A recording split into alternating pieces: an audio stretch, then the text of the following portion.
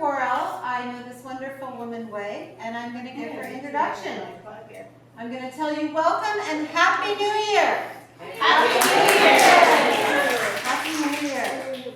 Thank you for joining us today to celebrate the Chinese New Year. We hope that you will enjoy the tasty and delightful Chinese food. But wait, we have one more thing before we do that. We have an equally delightful and very entertaining speaker, Dr. Wei Zhao, who's going to share with us insights about Chinese food and Chinese culture. The two go together very closely.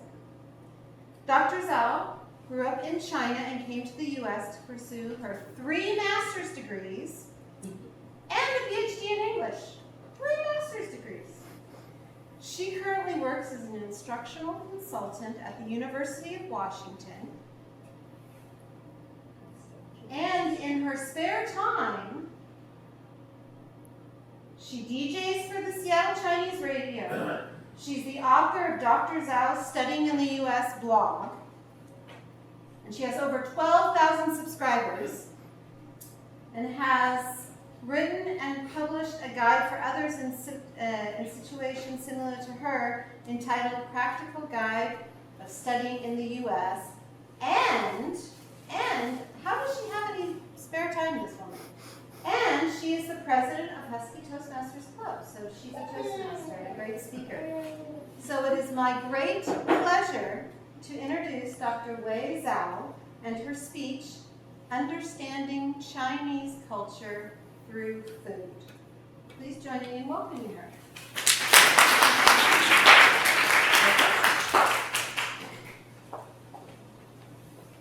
Nuances, taboos, unwritten rules.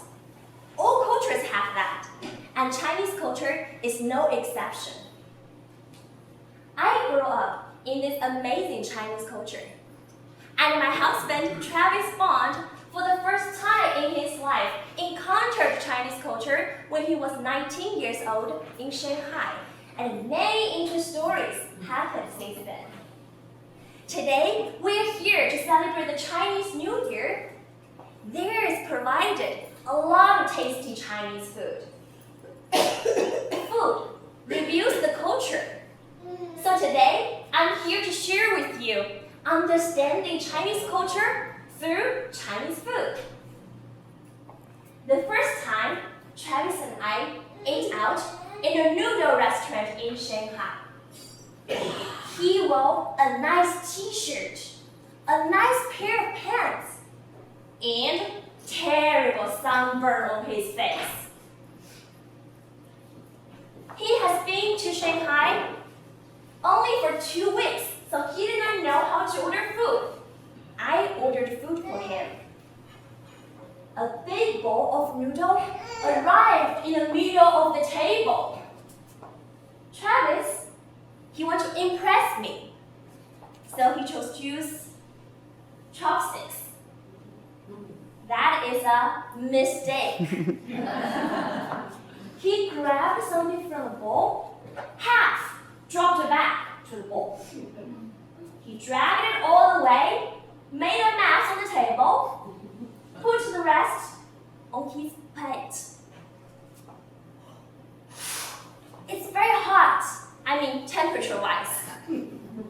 So the smart Travis decided to drag this noodle in his small bowl to cool down.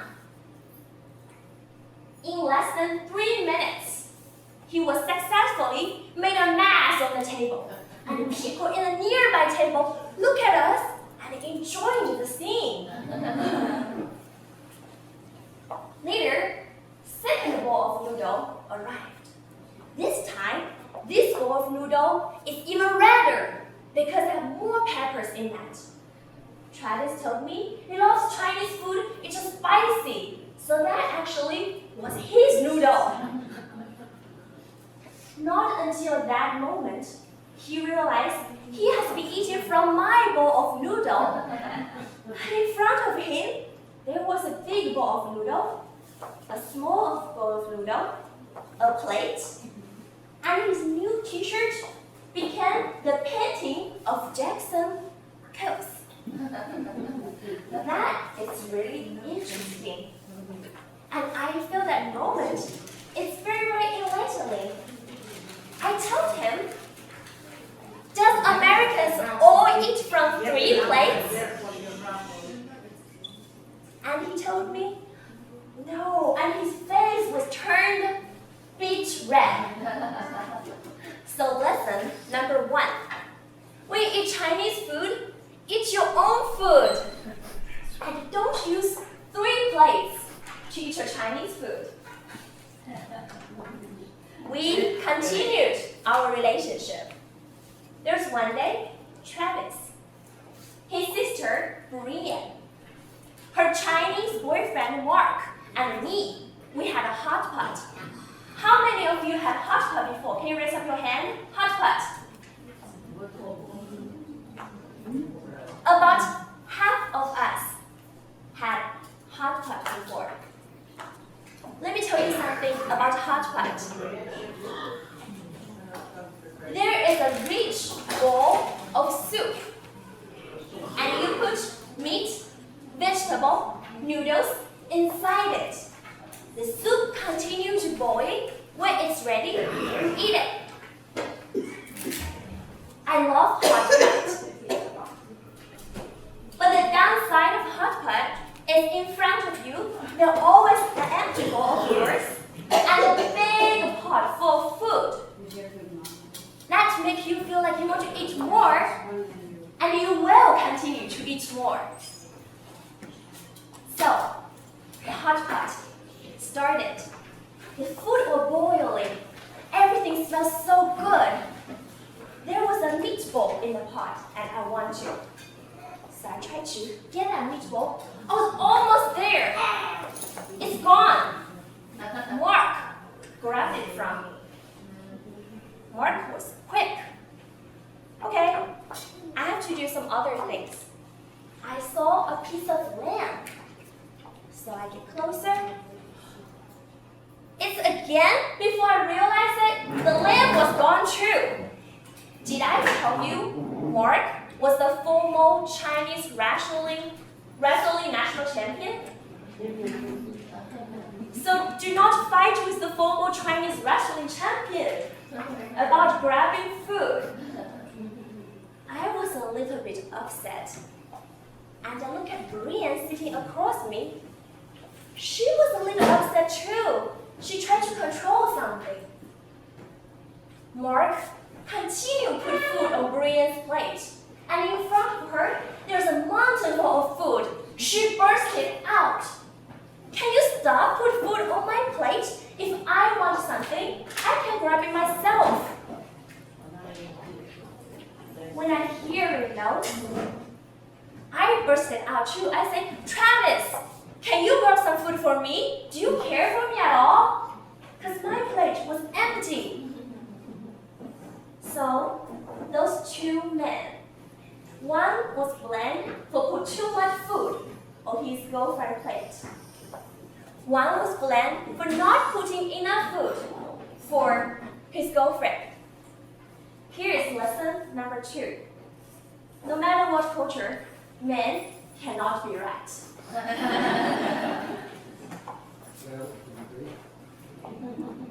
Things continued.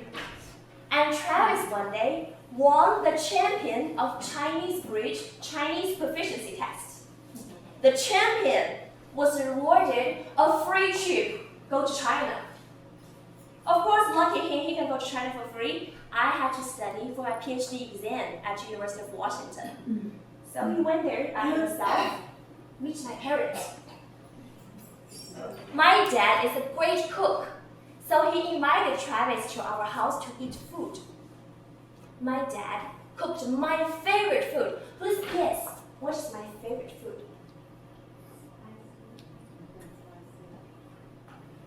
Pig's feet. I love pig's feet. I love the chewing flavor, the texture, but somebody thinks it's disgusting. So my dad used the high-pressure cooker to make more than 20 of the pig's feet. Here, at the table, my dad said, "Make yourself feel at home. Here's one pig feet for you." Travis wanted to impress my dad. He wanted to be a part of the family. So he chewed it. Yeah. But he pretended he liked it. So he kept chewing little by little. 20 minutes after, the first pig foot is gone. My dad was happy. "Oh, I know you like it, right? Here's another one." Another one. Travis took a sip of beer and started to work on his second pig's foot. This time, 10 minutes. My dad was so happy. He started to feel so proud about his cooking skill. "I told you, pig's foot, you can't find this in the US. Why are you here? The third one for you." To eat or not to eat, that is the problem. Travis forced himself. He thought about his love to me, which is so deep, and pushed him to chewing, finish the third one. Impressive Travis, brave Travis. And you know what? My dad thought he loved it. Put the fourth one on his plate. And this time, the love of Travis for me did have a limit. Travis finally said, "I think I had enough, thank you." My dad said, "It's just one more, finish this one." Travis did not know what to do. My mom said, wait. Travis was happy. "Waste months finally come to my rescue and help me." And you know what my mom said? "Do you want to just eat that without rice? Let me give you another bowl of rice." So my mom offered him a second bowl of rice. Travis, when he meets my parents for dinner, ate 4 pig's feet, 2 bowls of rice, and more other food. So here's a tip for you. If you really don't want to eat, use your Oscar winning acting skills. Say, "No, I can't eat anything anymore. My belly is about to explode. Too tasty food, thank you so much. I can't have anything." If you acted well, they will let you get by. And they will ask you, "Do you want some more fruit? This watermelon is tasty. Orange is good too." So lesson number 3. When you go to Chinese friend's family, bring your appetite. Food is an everlasting topic in Chinese culture. There's a Chinese saying, it's called 吃什么补什么. Do you want to try to follow me? 吃什么补什么. 吃什么补什么.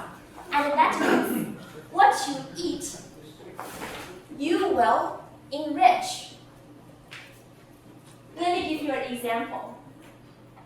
If you eat the lips and the mouth of an animal, you will be talkative and good at speaking. I know some of you might think it right now, with regard to my outstanding public speaking skills, how many animal mouths have I eaten before? And I'm not going to review that for you here today. So similarly, if you eat animal's heart, your heart will be stronger. If you eat animal skin, your skin will be smoother. Do not ask me, what if you eat a lot of chicken wings? That would not make you fly, but maybe your upper arms will be stronger.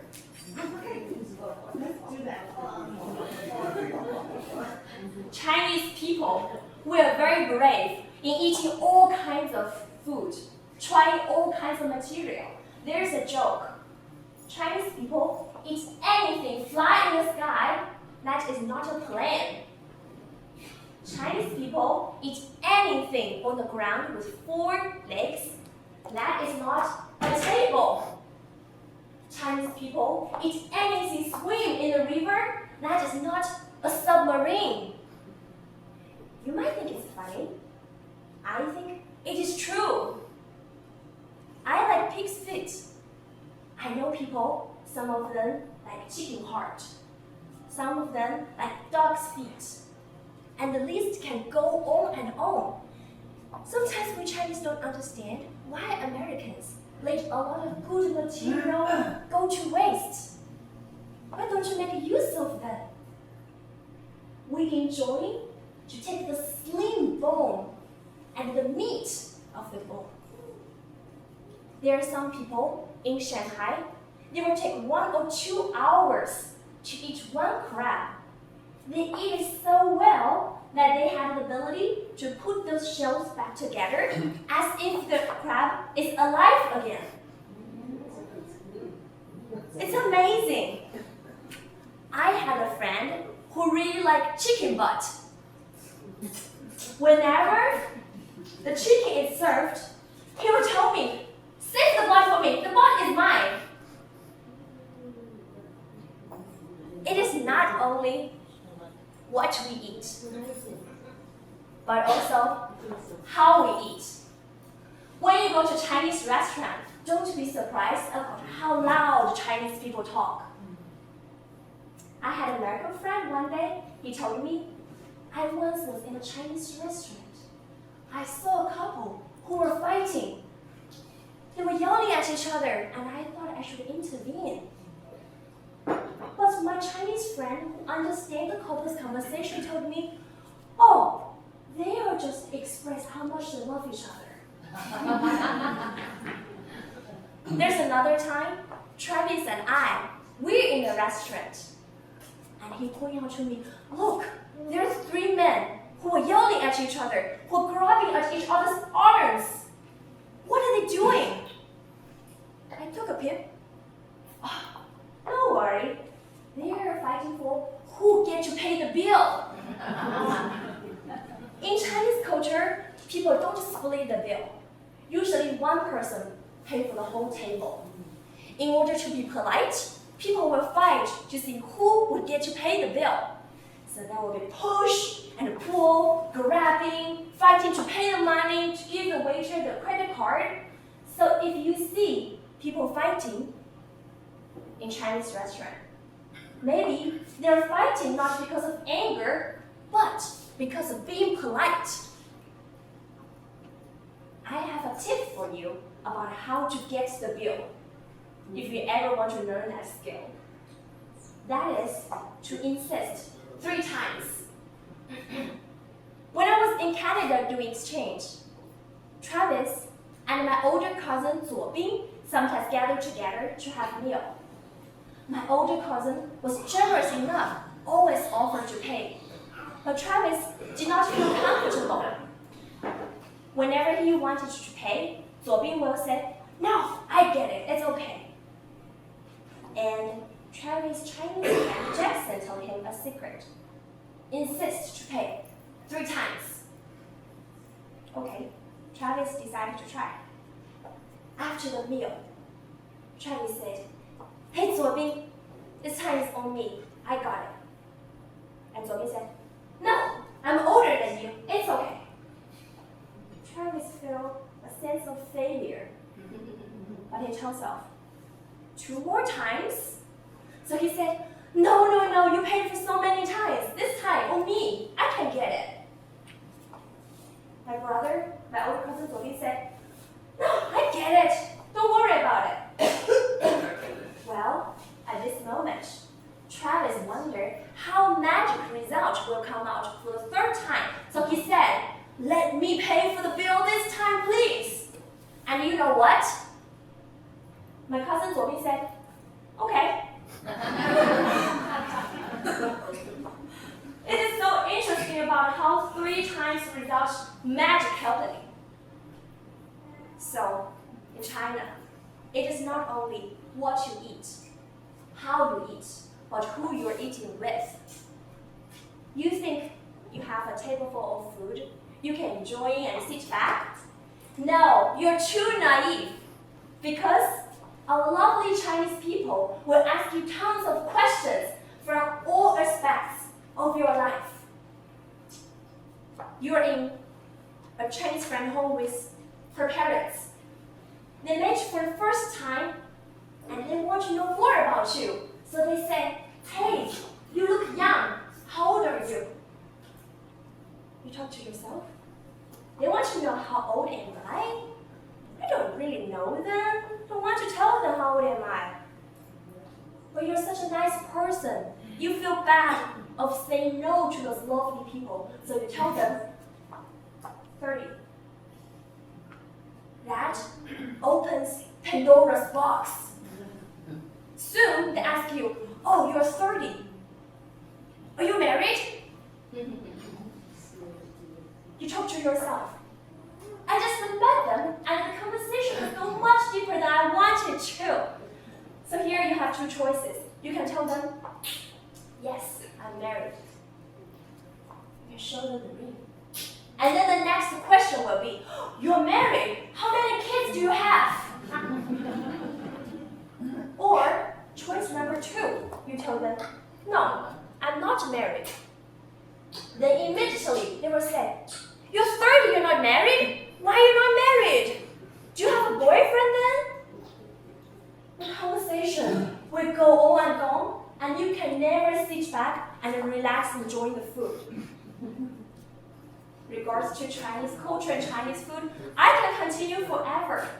But here, today, I'm only giving you a little taste of the Chinese culture. I think culture reveals by the food. And taboos, nuances, unspoken rules. All cultures contain them, and Chinese culture is no exception. Today, we're celebrating the Chinese New Year together. I wish you Happy New Year in the coming year of Rooster. I hope you would enjoy the tasty Chinese food tonight and also think about all those meanings behind those cultures. I would encourage you to continue explore the amazing journey of understanding Chinese culture. Thank you and Happy New Year!